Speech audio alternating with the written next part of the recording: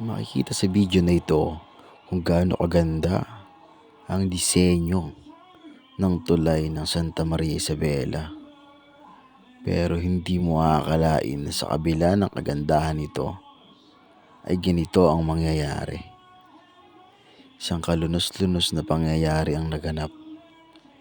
Nang biglang mag-collapse ang tulay, makikita rin dito na may napinsalang isang truck at saka isang sasakyang.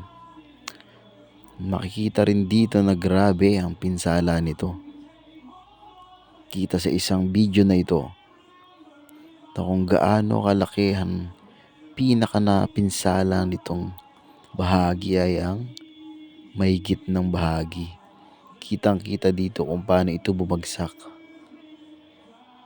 Kitang-kita dito na matatagalan nito bago maayos.